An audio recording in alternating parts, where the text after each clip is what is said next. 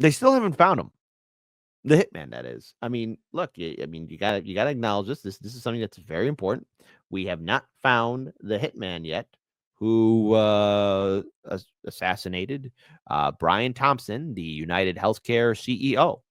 So nothing yet, nothing yet, nothing yet, nothing yet. And we're right now. There is some people saying that they found maybe a still image of him without his mask on. Some people are saying that's not him or not, but until the authorities uh, capture him, the man is still on the lam. It has been like what? More than 24 hours, getting close to 48 hours as it stands right now. Um, Another unsolved mystery. What's taking so long? Come on, authorities. Come on, authorities. Listen, listen, listen. you, you, you, you guys gotta go ahead and find them, okay?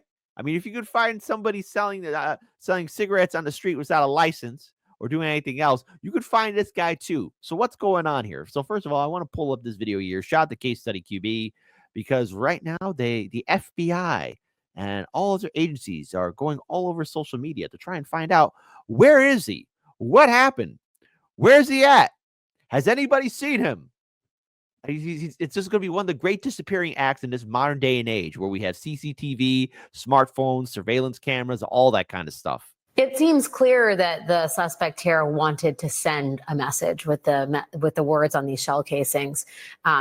Deny, defend, and depose, which bears a resemblance to a book about insurers refusing to honor the terms of their policies that's called Delay, Deny, Defend.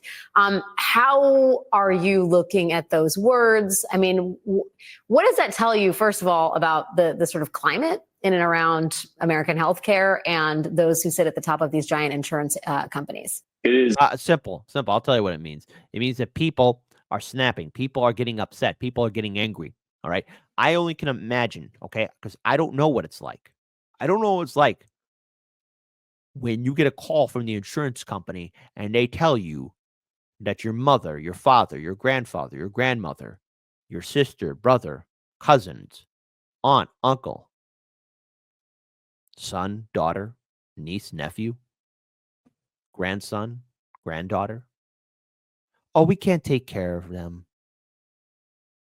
Oh, yeah, we know you're a loyal customer, and we're so great. We're sorry, we have to deny this. When somebody's sick, they need help. And a lot of these CEOs, they make these decisions. I only can imagine what it could do to a person. One bad day. One bad day. And you'd be surprised what people are capable of. Now, clearly, there's much to this story. Maybe some have argued that this was an inside job. Maybe this had to deal with insider trading. Maybe a lover's quarrel. Who knows? Or it could be somebody that lost somebody close to them and they chose violence that day. Is a interesting way to send a message by putting that on those casings. Seems like the shooter knew that they were going to leave those behind, and that was a way to send a message and try and connect it to the healthcare industry. I think the other part of it is the reaction that you see in the online space, and maybe some of these ideas could have come from the online space in terms of this individual, why they chose to do it. And you know what else? You know what this means? Get ready for that jackboot censorship. What the words were they chose to use. The other thing that I'm very curious about was there was some discussion a few hours ago that the shooter was on the phone prior to the shooting, that maybe there's imagery of him actually using the phone and calling somebody. Could this be part of more of a nexus of individuals, an inspired movement that's very focused on the insurance industry, and in this case, United Health? Could this be much larger? And then we always ask, if you just rewind 10 years ago to 20 years ago, whether it was Al-Qaeda, ISIS, terrorist groups that were around a violent ideology, is this really just one of maybe? Yeah. Hey, here we go. We need to do more surveillance. We need to do more censorship. We need to do more suppression. Brilliant job, corporate media. Brilliant job, establishment, because this could also be seen as a way now to go after more online spaces, more surveillance. I mean, NSA, CIA, FBI.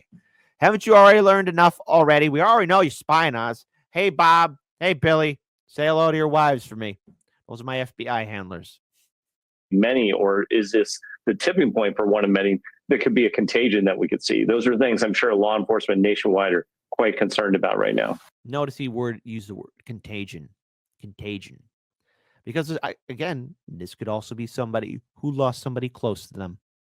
You don't know. And maybe they just snapped. You don't know. We don't know. We don't know. Not until the whole story's been revealed. But I do fear that if the said assailant is captured, well, something very similar to a guy, Jeffrey E., in this maximum security prison facility, power goes out, security guards go asleep, and he's gone. Deceased. What happened? Whatever happened? The world may never know. Well, you mentioned the online space, and there are a lot of people that get frustrated with their, insurance claims and the way they're processed. I mean, I think it's almost a universal feeling in many circles that it takes too long, or it's frustrating, or there's some disagreement there. In terms of the online forums, I mean, how aggressively do you think the FBI is examining those communities? And I wonder if you have any sort of intelligence on how activated those communities have been in recent years, or how much those are locuses of deep anti-institutional frustration. I would estimate that no one was really looking at it for its insinuation to go to a violent plot. There probably wasn't enough examples or instances of it. However, since this happened yesterday, the online spaces have been rife with comments, very derogatory comments that advocate or condone or applaud violence. And that can create a major shift, really, in terms of how audiences think about this. Well, to my diverse audience, let's have democracy in the chat. I know I got some libertarians who watch the show. I know I got some Trumpers, Republicans who watch the show. I got some liberals who watch the show. I got progressives who watch the show. I got socialists, communists, anarchists. I got boomers, Gen Xers, millennials, Gen Z who watch the show. Black, white, Latino, Asian, Jewish, Arab, Muslim. I got the whole world in the palm of my hands. So I, Kid Adrian Cabello of Hard Lens Media in Chicago, ask you this, my audience. How do you feel about your insurance company? Type 1 for Kit. It's great all the time, every time. Woohoo! Type 2, if it hasn't happened to me, it's happened to people close to me or I love, where the insurance companies denied us care. It's not good. It's not great. My story is the same as anybody else's. I wonder. I ever do wonder how many 2s will show up in the chat. I do wonder because maybe, if everybody's kind of getting screwed over, it's sort of like everybody at the bar. There's that one person who always instigates stuff with everybody there. And the one day they don't show up, everybody's like, man, I'm glad that guy didn't show up. And then one person turns around and says, you don't like them? And another person says, hey, I hate that person too. And another person walks up, me too. People are talking to each other. That's the glorious thing about the internet. We all realize we're all kind of getting screwed up the wazoo. I mean, I'm just saying, things happen. People have breaking points. You only can push somebody for so long until they snap right back. How do you think people feel? How do you think these revolutions in antiquity happened? Oh, it's just because one day somebody woke up and said, you know what? Let's cause a revolution. No. There's a rhythm and rhyme of why things happen. Maybe they were frustrated about their insurance claims or the healthcare industry, but they weren't really thinking about mobilizing towards violence. It's an incident like this that can really be somewhat inspirational. Think back, if you remember, to the attack in Norway. There was a gentleman that actually went to an island, shot many children, pre-planned the plot. It was kind of a far-right plot. But that one that has nothing to do with what's happening here in America, goof troop. Tipped off and essentially ticked off many other instances that followed that model. So I think things to look for maybe in the coming days is this person connected to a larger movement? Second, does law enforcement... You know what this means? Political police opens the door. Commissariat Hans and my deputy Fritz. Come back with a manifesto or anything in terms of why this person chose United Health CEO or this individual target? Do they have their grievances sort of listed out? And then do we see any sort of amplification and really multiplication of those kind of threats across the online space? Doesn't mean that it will happen, but these are oftentimes those tipping points where you can see a contagion spread very, very quickly if people are mobilized in such a way in the online space. I like how he's saying the word contagion, contagion, contagion. You're calling people speaking out and talking about how people have been abused by the healthcare insurance industry as a contagion. Are you calling them a virus? What do you think is happening with other First of all, Brian Thompson had, his wife said, had received death threats, and yet he didn't travel with a security detail. Is it common, broadly speaking, for CEOs in top major corporations to travel with security details? And if it wasn't before, would you imagine it is now? I would have thought there would have been a security detail with the CEO of a corporation as large as that, particularly at a major event. They're going, for a financial meeting for the company. So you would think that's an open space, where shareholders can come. And if a shareholder had grievances, they would maybe get violent. Doesn't necessarily mean there'd be a shooting, but there'd be other reasons to protect the principal, the CEO. At the same point, I am surprised that some of the threats, if there are online threats, weren't seen as indicators for actually providing security to the CEO. So I think a lot of that has changed, particularly overnight, as it should, because like we just talked about, if this is some sort of a contagion, if this. Yeah, that's like the fourth time he's used the word contagion. You know something? Listen, I'm going to combine this story to some, because, hey, United, Blue Cross Blue Shield, right? Because United Healthcare, all right, as I want to point out here, they have the highest rate of denying care. But first of all, I want to give a huge shout out to JB Font. Oh, their timing is bad. Blue Cross Blue Shield will no longer cover anesthesia for the full length of certain surgeries in Connecticut, New York, and Missouri. If a surgery exceeds a specific duration, anesthesia costs for the additional time will not be covered. Blue Cross Blue Shield. Are you dumb, stupid, or dumb? Horrible time to bring that up, but they kind of read the room. It's like, wait a minute, hold up, wait a minute, something ain't right. Shout out to Unusual Whales.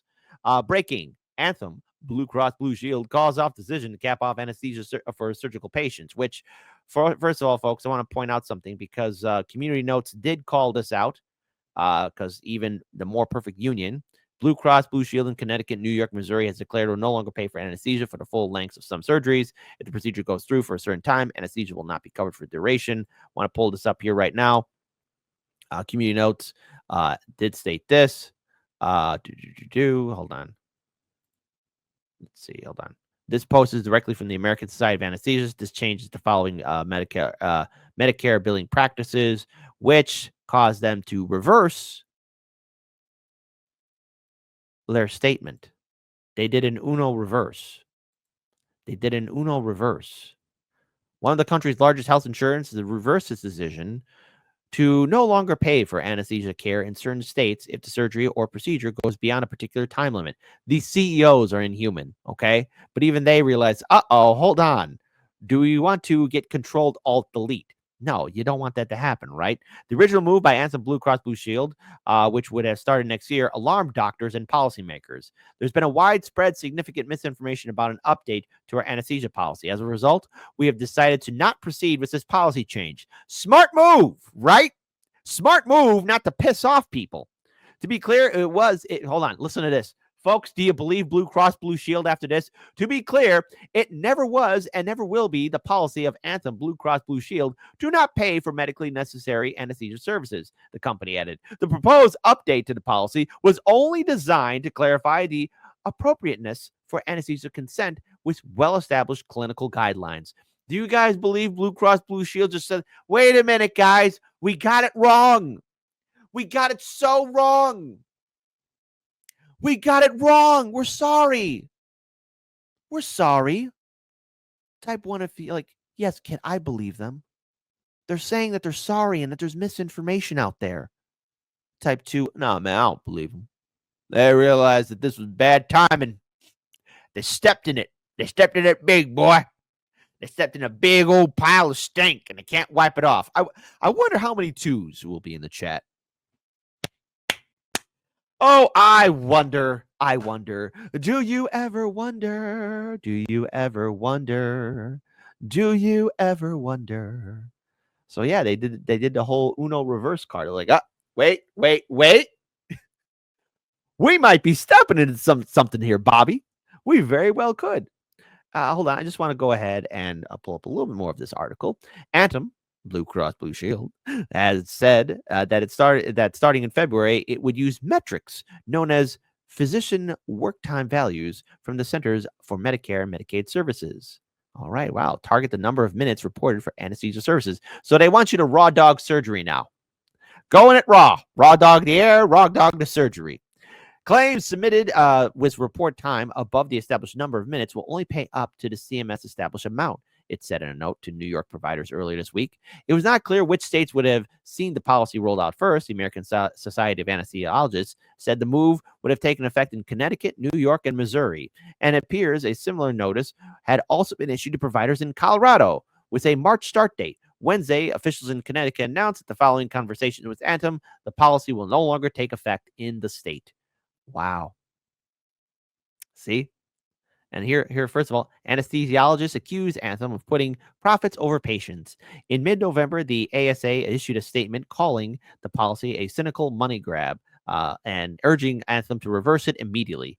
This egregious policy breaks the trust between Anthem and its policyholders, who expect their health insurance to pay physicians for their entirety of the care they need, said ASA President Dr. Donald Arnold. Payment for anesthesia services based on multiple factors, the society explained, including the exact amount of time needed for anesthesiologists to deliver care before, during, and immediately after an operation. Folks, only the beginning. But there's also something else here, too. A fan of the show also sent me this just right now. And see, this is why I love my audience. You guys and gals just never stop. But this has to deal with US-based therapists, too. So I want to pull this up here, just so for all of you to see. You have to recognize these gift cards. So you have half of your clients coming. Now, I apologize for the audio being low on this, but I will be raising the volume. But thankfully, there are subtitles. You have to recognize these gift cards. So you have half of your clients coming in, they're using the card, and suddenly the card doesn't swipe or it's not giving you money, and you're trying to figure out what's going on. So you call the gift card company, and they tell you, you know what, we've had a cyber attack, and I'm sorry, we're not able to issue payment to you. They can't give payment. So now you're doing all this work, doing all these massages and all these services, and the gift card program is not working. What makes this extra atrocious is there is money on these cards. The gift card company is still accepting payment for these cards, but they're not paying you. This is exactly what happened with United Healthcare earlier this year. People were still paying their insurance premiums, but those premiums were not getting to the practices in the hospitals that were delivering the care. So small doctors' offices, especially offices with less than 10 doctors, weren't getting paid for months. There are some hospitals that were losing $20 to $100 million per day because of this attack. This is a huge threat to the US healthcare system, and it's the reason why we don't want monopolies, because one company having all that power impacted care for so many patients. But wait, the fallout actually gets worse. For small practices that couldn't handle these cash flow issues, many of them struggled. Some of them even went under. United Healthcare did not do much to help these practices. And in fact, they offered to give these practices a loan for the money, and sometimes only in the amount of about $4,000. Many of these practices were doing hundreds of thousands of dollars a month with United Healthcare. So a $4,000 loan with interest was not a very palatable option. For the practices that were in most dire need. Now I'm going to pause right here real quick. When I edit this video, I will be increasing the volume so that way it will be available for everybody to hear in its full entirety. I do apologize for this inconvenience. Maybe this person needs to get a better mic, but this is something that needs to be heard. Some of them actually did go under, and guess who came around to buy them? United Healthcare. To this day, I don't think there's really been any consequences for this massive fallout. There's been no congressional action. There's been no penalties. There's been nothing. So if you are accepting health insurance in this country, you are at risk of companies like United Healthcare not paying you money. Of course, I do not condone violence, but the death of Brian Thompson yesterday highlights what can happen and how serious things can get when we mess with people's lives and livelihood. So the impact on the U.S. healthcare system by United Healthcare was astronomical, and it makes me very frustrated that they've never been held accountable for what happened earlier this year, how many physicians, patients, and institutions it impacted.